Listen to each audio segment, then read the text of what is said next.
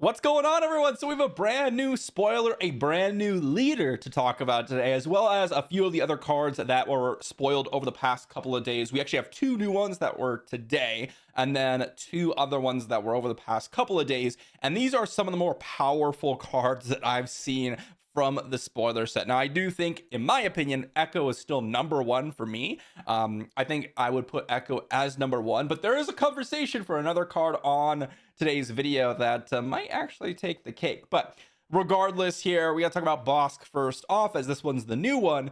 And if you want to pick up any of these cards when they do release, use my TCG player link in the description down below. It helps me out, helps you out. Aggression Villainy leader today in Bossk. He is a pretty cool one because he interacts with bounties. His action ability is to deal 1 damage to a unit with a bounty. You may give it +1/+0 for this phase. Now, whenever something says deal 1 damage, I refer to it as a ping. So if you hear me say ping in any point of the video, that's what I mean.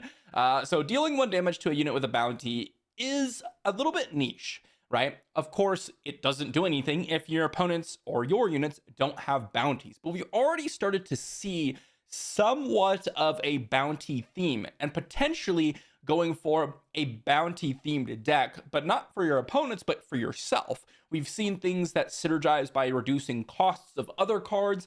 And well, Bossk here is a perfect example, as you could ping your own unit to give it +1/+0. Now, that's not something you always want to do, but it is something that can be done. And if your opponents have cards that have bounties, well, that's going to be a huge deal, because you can just deal 1 damage to that unit, which can be really powerful. But of course, one of the biggest things when we talk about leaders is their backside.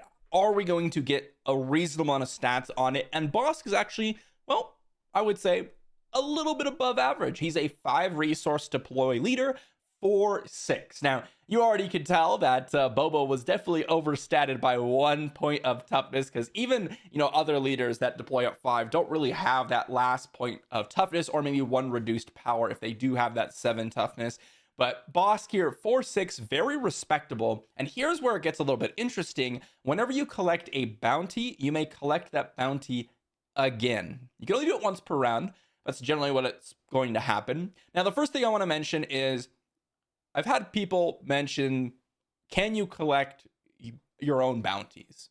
You cannot, as far as we've seen with bounty cards. As the bounty mechanic is worded currently, it says when that unit is defeated, your opponent collects the bounty. So if you were to defeat your own unit, for example, your opponent would collect the bounty. You would not be able to collect the bounty twice on your own unit. That would be sweet. Here is the thing about this leader. This is one of the most powerful mechanics I've seen out of the new set, in terms of being able to leverage all of the massive advantages that you can get from collecting those bounties.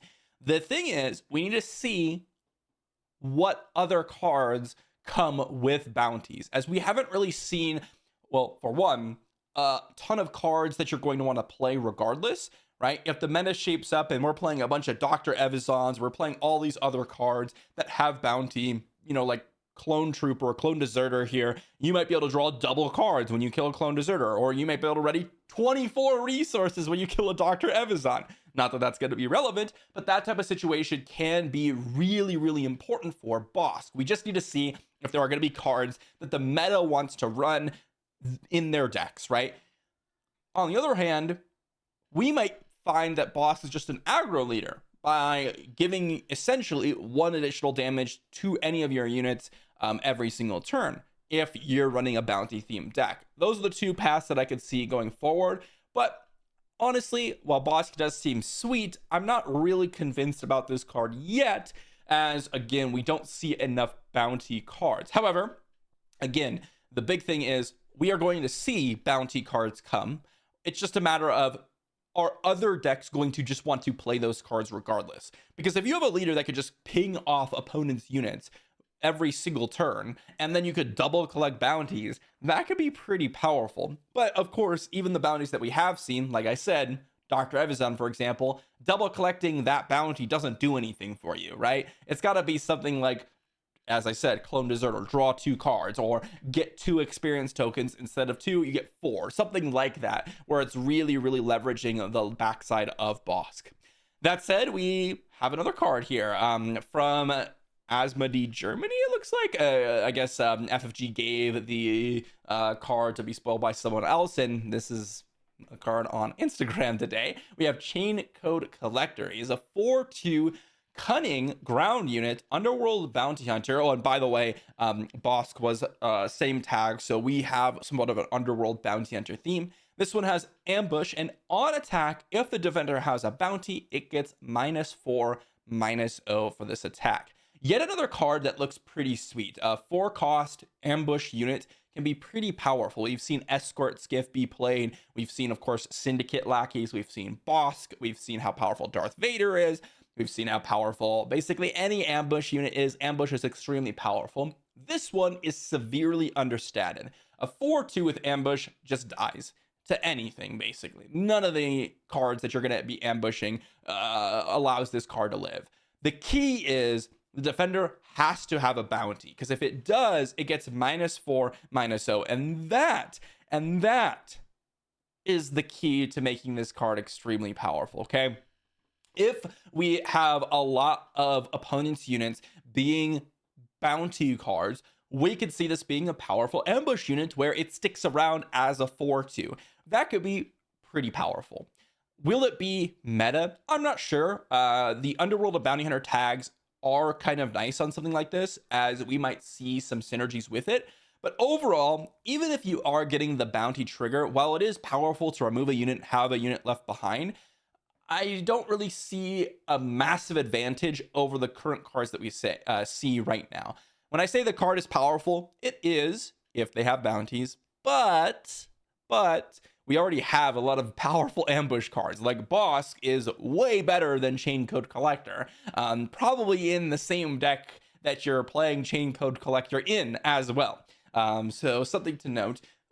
One little thing that you could mention is that it's not a villainy unit, and a lot of the ambush cards that we do have that are really seeing play are villainy units. So that is something to consider. Again, how many bounty cards are your opponents going to want to run? That's my big question. And now we move on to 2 cards that were revealed earlier on this week.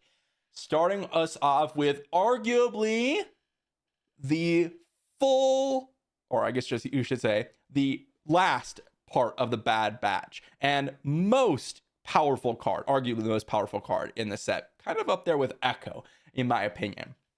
This guy is a 6-cost ground unit, aggression, heroism, 7/6, overwhelm, and when you play it, you may defeat a friendly resource. If you do, deal 5 damage to a ground unit.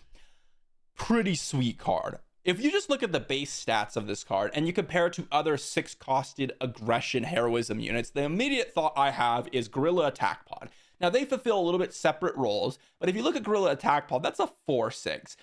This one's a 7/6. Heck, if you even look at like Mace Windu, which is another resource higher, that's a 5/7, right? So we are seeing a really powerful stat line if you just compare it to other options that you have. Again, if you look at Zeb, a 5 resource, 5/5. This is a 6 resource, 7/6. So really, really aggressively statted. And then this acts as a removal spell or a removal card for your deck. Defeating a friendly resource, if you're playing aggression heroism, is really not that big of a deal for the most part. There aren't really aggressive or aggression heroism decks that aren't aggressive, right? So when you're at the 6 resource point, you probably could defeat a resource and have 0 complications at that point. One thing that I do want to think about is like Ewing reinforcements, right? You can potentially go ahead and want to keep that resource, so maybe you don't want to defeat it, but also you could hit Recker off Ewing reinforcements and then potentially defeat a resource and access a removal spell and a massive body. This card looks really powerful. The other thing that you have to keep in mind is this is able to be ECL'd out or energy conversion labbed out. It's a 6 resource unit. That's really important. It has overwhelm, also really important, because when you ECL this out, you kill a unit, but also hit their base, which means that you could essentially have this be your steadfast battalion or your Gorilla Attack Pod that hits the base. This is a better Steadfast Battalion in the respective decks because of the Overwhelm. It hits for 7 just like Steadfast Battalion, and you can do some really cool things like, okay, let's say they play, I don't know, their Boba Fett, right? They play their Boba Fett out. It's a 4/7. You go ahead and stack the triggers of this. You ECL it out. You first do the when played ability, defeat a resource, deal 5 to their Boba Fett. Then you ambush it with Overwhelm. That's going to give you 2 damage to Boba Fett, 5 damage to the base. That is a really sweet combination. So I do see this card being extremely powerful. And in my opinion, I think Echo's a little bit stronger just because of how cheap and how many stats you're getting. But I see Recker being one of the most powerful cards that we've seen out of Shadows of the Galaxy so far. Really, really impressive card. And lastly, this was released, I believe, yesterday with, well, just after Recker. This one, Fennec Shand, is a 7 resource ground unit, cunning, 4/6 underworld, no bounty hunter tag, with ambush.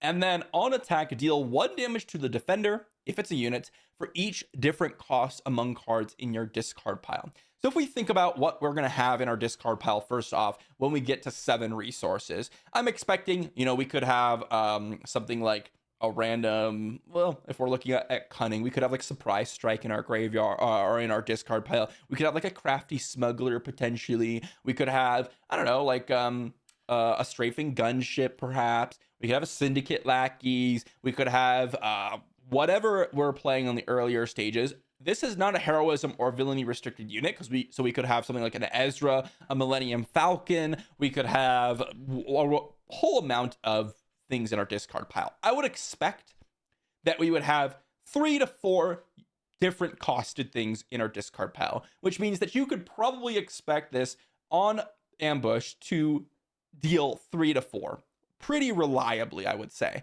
That's probably not unrealistic. You could even push it up a little bit for like 4 or 5, depending on the deck you're fighting, right? If you're playing an aggressive deck, you might have a little bit less. If you're fighting a more controlling deck, of course, everything is going to die. And so you're going to get a little bit more value. But then, of course, the ambush doesn't really matter because you're fighting a control deck. So it really depends there. Is this card really powerful? I think 7 resources for an ambush unit is a little bit expensive. If you look at the other ambush units that are 7 costed, we're looking at Mace Windu, we're looking at Darth Vader, which are some of the more powerful cards in Star Wars Unlimited. Darth Vader, the advantage is that you get the ambush. It's a better statted unit, so it can attack better, and you get another 3 resource play. That is the power of Darth Vader. Not only are you killing something, but you also get something with Darth Vader. The combination of the two makes it one of the best cards, if not the best card in Star Wars Unlimited. If you look at Mace Windu, what's the power of Mace Windu? Well, you get to kill something and then attack face. If you look at what those decks are trying to do, they synergize with those specific archetypes, right? The decks that are playing Darth Vader are either really aggressively slanted or more mid-rangey piles, right? Look at Boba Green, they're playing Darth Vader, they're a tempo deck, they get you the value, it clears the board, you can attack in. If you're looking at more mid-rangey style like Darth Vader or like Vader Green, for example, you're just playing it as a huge value unit that also removes something. If you're looking at Mace Windu, well, the decks that are usually playing it are like Han, potentially Casino Han, or you're playing it in a more aggressively heroism slanted deck so you can kill something and then attack their face. Fennec Shand, I don't really see it being something that you're really going to want. Oftentimes, if I look at this and I look at, okay, would I rather have this or would I rather just have a different ambush unit that comes down early? Almost every single time I'd rather just have a Syndicate Lackeys or a Bossk come down and hit them. I'm not really seeing a place where this card is going to be extremely powerful in the decks that we currently have. I think that the key is we're going to get a Boba leader. And when we see that Boba leader, we're going to have some reason to be playing Fennec Shand. Those two kind of synergize in the series, and the Underworld tag I think is going to get more and more important as we see the rest of the set. So those are my thoughts on all 4 of the cards. My favorite one by far is going to be the Recker. I'm very excited about Recker, but I am also very excited to see what we could do with Bossk. I think that this card is really, really powerful. It's just a matter of, are we going to be able to leverage the double bounty collection? That's going to be huge. Let me know what you think about each of the cards in the comment section down below. Thank you for watching, everyone, and I'll see you all in the video tomorrow.